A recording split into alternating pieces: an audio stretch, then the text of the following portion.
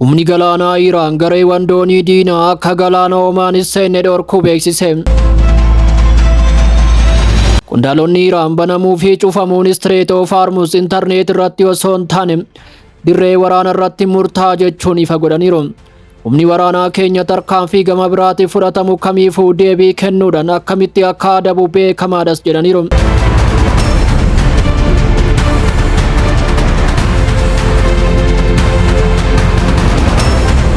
Iraan yuuraaneemii ishee badhaadhina qabu biyya kamittuu dabarsuuf akkan hojjenne beeksiste. Ibsa pireezidaantiin Ameerikaa guyyaa kaleessaa Iraan yuuraaneemii badhaadhina qabu nuuf kennuuf yookiin biyya sadaffaatti dabarsuuf jirti jedhan dubbii sobaa jechuun kuffifteetti.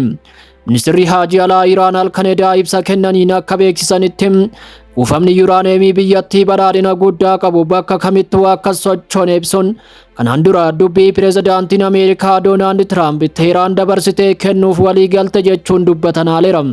Dubbi himaan ministeera Haajii Alaa Iraan Ismaa'eel Baagaahii TV mootummaatti akka himanitti yuuraaneemiin Iraan badhaadhina guddaa qabu eessayyuu hin deemu jedhaniiru.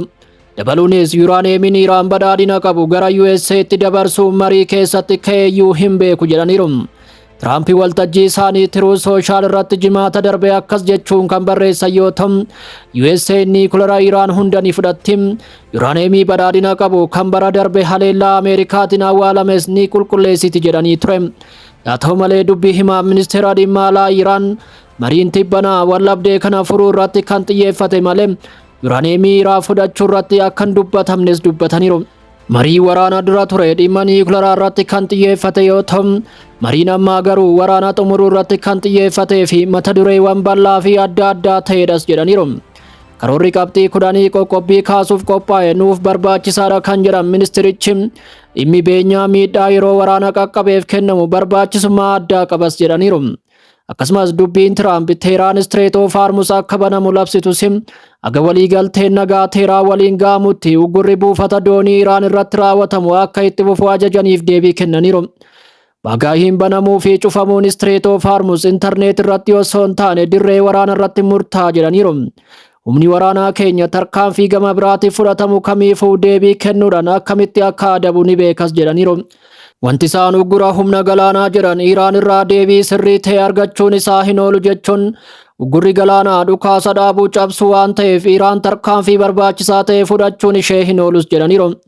Ibsi kun kan kenname erga Waashingitanii fi Teheraan karoora Waashingitan maallaqa Iraan qabame doolaara biliyoona 20 gadhiisuu dabalatee Iraan kuusaa yuuraaneemii badhaadhina qabu akka dhiiftu gabaafame booda Teheraan ammallee yuuraaneemii haga 60tti badhaadhe sadarkaa 90 boombii atoomikaa hojjechuuf barbaachisutti dhiyoo ta'e qabdi. Akkasumas kuufama yuuraaneemii haga 20tti badhaadhe ulaagaa murteessaa kan biraa qabdis jedhameera.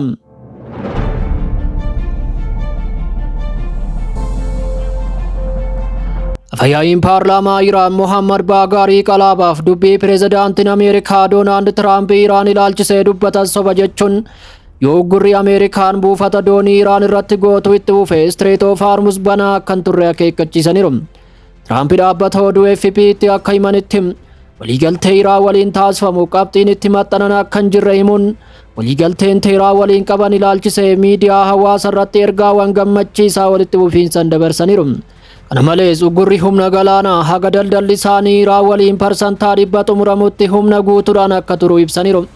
Tiraamp waltajjii isaanii Truth Social irratti ergaa dabarsaniin Iraan lammata Strait of Hormuz akka hin cufne waliigalteettis jedhaniiru. Dhimma kanarratti yaada kan kennan afyaa'iin paarlaamaa Iraan Mohammad Baagaarii qalaabaaf Streitiin baname yookiin cufame hafuu fi dhiisuusaa akkasumas seerri isa bulchu dirree waraana irratti murtaa'aa jechuun hubachiisaniiru. Ministeerri dhimma alaa Iraan Abbaas Argaachii jimaata darbe Strait of Hormuz dooniiwwan daldalaa hundaaf guutumaa guututti banaadha jechuun dhukaasa dhaabuu Libaanos waliin wal simsiisuun isaanii ni yaadatama. Tiraampis Israa'el Libaanos irratti boombii akka hin darbanne dhorkamteetti jechuun Israa'el ajaja kiyya malee tarkaanfii homaa fudhachuu hin dandeessu. Inaaf jechuun qondaalota Israa'el dallansiisaniiru.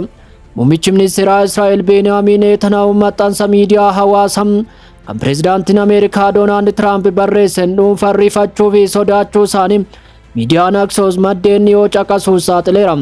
Weebsaayitiin Ameerikaa Axios gabaasa maddeen wabeeffachuun maxxanseen Qondaalonni Israa'el maxxansa kana jalqaba karaa keessoon osoo hin taane miidiyaa hawaasaa irratti akka argan beekameera. Kunis hariiroo Israa'el Ameerikaa waliin qabdu rifaatuu hamaa keessa galcheera.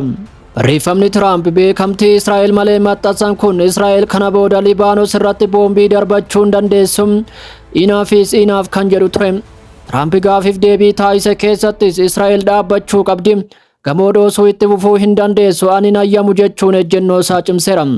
Ambaasaadara Israa'el Waashingtan jiru Yaachiin Layitar dabalatee qondaalonni Israa'el hojii Tiraamp irratti sodaan muudachaa akka jiru ibsuun imaammanni Ameerikaa jijjiiramuu fi dhiisuu isaa Waayit Haawus irraa ibsaa akka barbaadan himaniiru.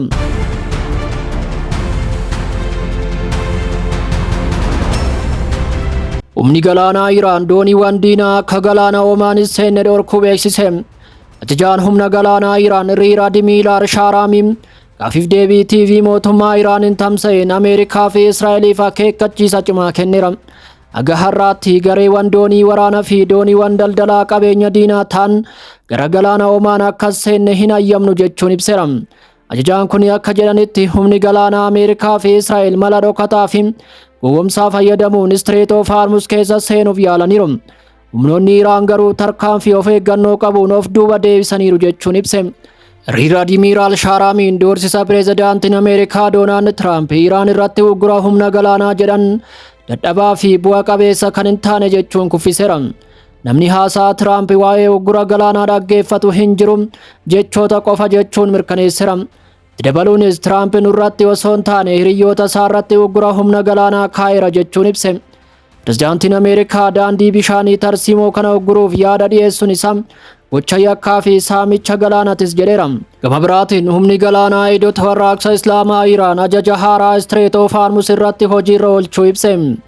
Dambiiwwan haaraa ciccimoo tiraafika galaanaa hundaaf kaa'us himeera. Ibsa ajajaan humna galaanaa eegdota warraaqsaa kenneen dooniiwwan daldalaa hundi daandii Iraan murteessite qofaan akka darban hayyamuu ifoomsaniiru. Dubbii himaa ministeera dhimma alaa Iraan Ismaa'eel Baagaahii akka jedhanitti tiraafikoonni galaanaa karaa Strait of Hormuz keessa darbaniif daandii Teheraan murteessite cimsee hordofuu fi qindoomina guutuu Iraan jalatti socho'uu akka qabus ibseera. Baagaahiin gaafiif deebii halkanedaa kallattiin taasisaniin uggura galaanaa Ameerikaan itti fuftu kamiyyuu deebii murteessaa akka argatu irra deebiin dubbataniiru. Uggurri humna galaanaa Ameerikaan gootu akka waan dhukaasa cabsuutti ilaalama jechuun Iraan tarkaanfii barbaachisaa ta'e ni fudhattis jedheera. Baagaahiin akka jedhanitti Waashingtan amantaa dadhabaadhaan socho'uu yoo filatte akkuma gocha isaaniitti Iraan tarkaanfii wal faanaa akka fudhattu shakkiin qabu jechuun ibsaniiru. Iraan eegduu Strait of Hormuz waan taateef mirga ishee kabachiisuuf laafina tokkollee akka hin agarsiifnes dabalaniiru. Dubbii himaa ministeera Haajii Alaa kunis uummanni taphoota miidiyaa fi ibsa wal faallessu pireezidaantiin Ameerikaa Doonaald Tiraamp kennan akka tuffatus dhaamaniiru.